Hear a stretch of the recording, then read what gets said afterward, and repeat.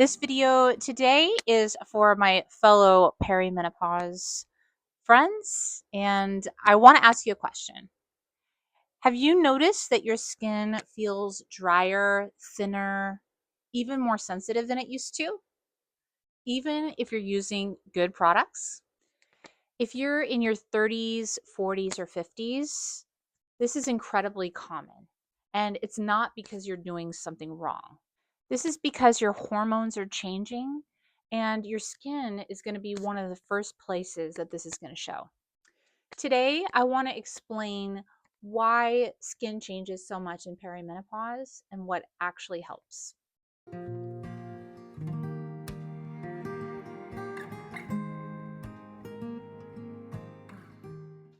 Some of you might be familiar with how perimenopause works, but basically, about 10 to 15 years even before your final menstruation, a process of perimenopause actually starts happening. And this is when your estrogen begins to drop significantly, your progesterone as well. And there's ups, ebbs and flows, dips, all sorts of things throughout the month. But the primary one we're going to talk about today, which actually affects our skin health, is our estrogen. So I started noticing this at about the age of 39. I started to see significant changes in my body that were kind of catching me off guard. So one of the first ones was actually that my skin was drying out everywhere. It started to feel dry, and I was a little bit confused, wondering, am I just super dehydrated or what is going on? And that is a little bit of a part of what we're going to talk about today as well. Basically, as estrogen begins to decline in perimenopause, a few important things happen in our body. So, our estrogen helps us to maintain our skin's natural oil production, our collagen production, and the thickness of our skin barrier. So you may have heard of all of those collagen products that are all the rave. And actually, I've tried them myself, and I do actually use some collagen products. And they claim to help your hair, your nails, and even your skin have better moisture and become fuller and all that good stuff. But that's not really the real problem here. So, we're going to get to the root of why this happens and what we can do to support that. So, when our estrogen drops, then our skin basically loses its ability to hold moisture like it once did. I'm sure that some of you guys have noticed this for yourself, especially when you've tried to apply lotions that maybe you used to love, and all of a sudden they kind of just don't really work anymore. Your skin isn't just dry, it's actually missing what it used to be getting from your hormones. So, another factor that really influences us in perimenopause with our skin is actually our cortisol, which you may know as our stress hormone. If you're anything like me and you're hitting your 40s, something like that, and you're kind of noticing that you're losing more, maybe some of your patience, you're losing your ability to cope with stressful situations, you might already have noticed that you are losing cortisol. And so basically, this starts happening when our hormones start dipping. Specifically for this one, it's going to be the progesterone, which is your feel good hormone. So when that starts to decline, then our ability to handle stressful situations just kind of evaporates, it seems like. And so this is going to primarily affect our cortisol production. So cortisol breaks down our collagen and actually speeds up the aging of our skin. This also increases inflammation and can make our skin feel itchy, dry, inflamed, and just plain irritated. So, this is why dry skin in perimenopause is often linked to other issues like anxiety, poor sleep, mood swings, blood sugar swings, gut issues. And so, this is your body, your whole body responding to what your body is experiencing with your hormones.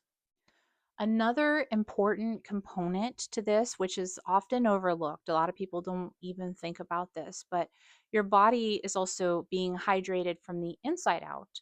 And so If you are dehydrated on the inside or you're missing important nutrients and minerals, that's also going to show up on the outside of your body. So, when our hormones shift, our body becomes less efficient at holding on to things such as water, fats, and minerals. And our body needs all of these things in order to keep it soft, firm, and elastic. Many women in perimenopause are actually very low in healthy fats, electrolytes and minerals, and even protein. So, what happens here is that your body is actually trying to protect itself. It's protecting your vital organs. It's making sure that those organs have enough electrolytes, minerals, and hydration. So, then it's going to pull the hydration from your skin. So, if you're feeling confused by this, maybe you're saying to yourself, well, I do drink a lot of water. Well, let me just tell you, water is actually not enough. You need so much more in order to hydrate your body. This is actually a topic that I'm writing about right now in my upcoming book, which will be out later this month, in case you're interested in knowing more about the whole picture, the bigger picture of perimenopause. But we need to hydrate our bodies in a full sense with electrolytes and minerals. And this is going to help our skin feel hydrated, it's going to protect our organs, and it's going to make your skin plump, beautiful, elastic. This is why it's not just about your lotion that you're using.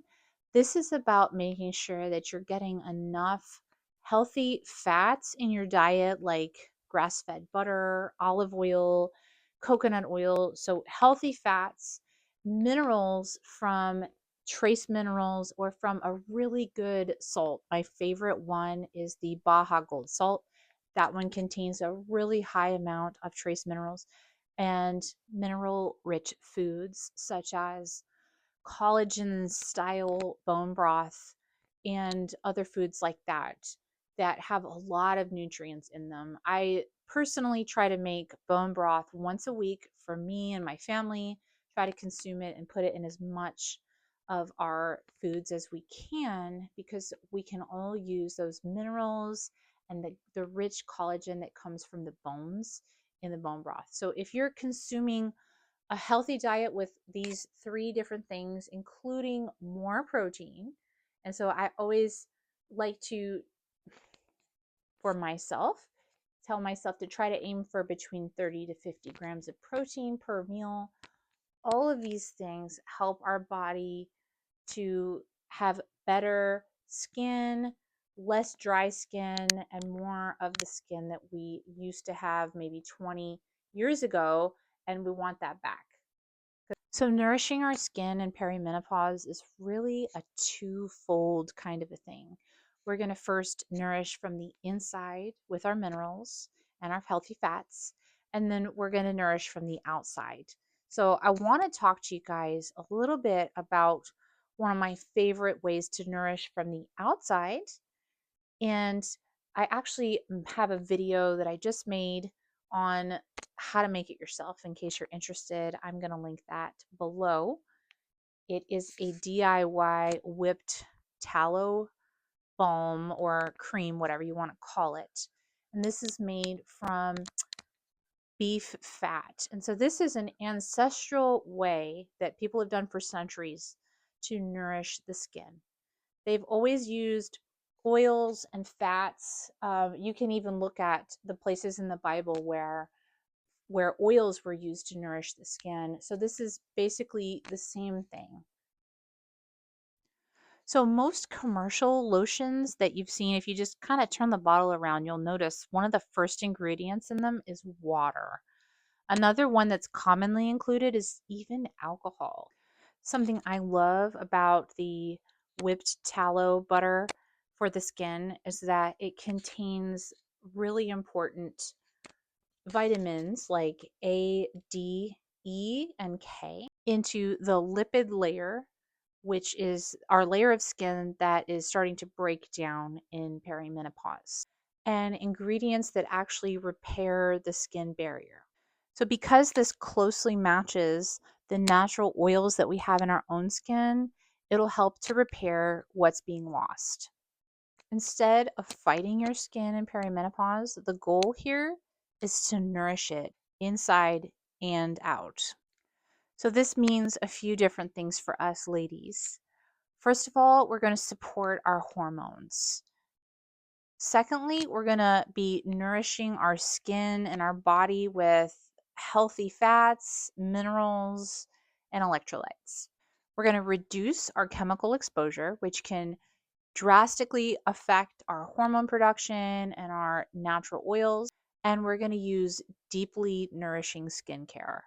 I really feel like a combination of all these things is going to be the most beneficial for us as perimenopausal women that are going through these crazy hormone shifts for it could be 10, even 15 years.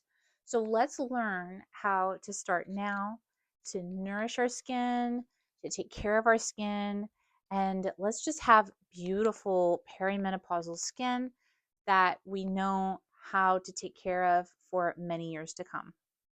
These small changes done very consistently can actually make a big difference. You'll start noticing your skin looking so much better over time, let me tell you, because this has happened for me.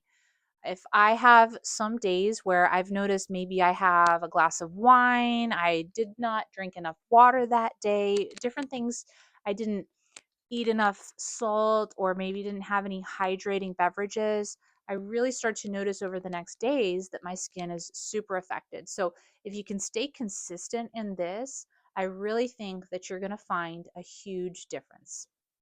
I'm also just finishing up my first book here on perimenopause, and it goes way deeper into all this stuff: skin, hormones, sleep, gut, detoxing, supporting your body through this amazing transitional time of our lives called perimenopause. I'm going to have the link down below here. It should be ready here by the end of January. So if you're seeing this video a little later than that, just look for the link down below. And I'm so excited to share that with you guys. I'm going to have a lot more information on how to support your body fully. So if you enjoyed this video today, if you learned something, or maybe you felt like it helped you in some way, please give it a like, please give it a share. And also let me know in the comments, what are you doing right now to support your body in perimenopause, to support your skin health, or what's your favorite skin product that you use? Mine currently right now, like I mentioned, it's the whipped beef tallow, but I know a lot of other friends that use other things too. So would love to know. Leave me a comment down there. Let's get this community going and chime on in and let me know what your favorite products are to use too. Until next time, friends, may your home be filled with peace, healing, and simple, beautiful things.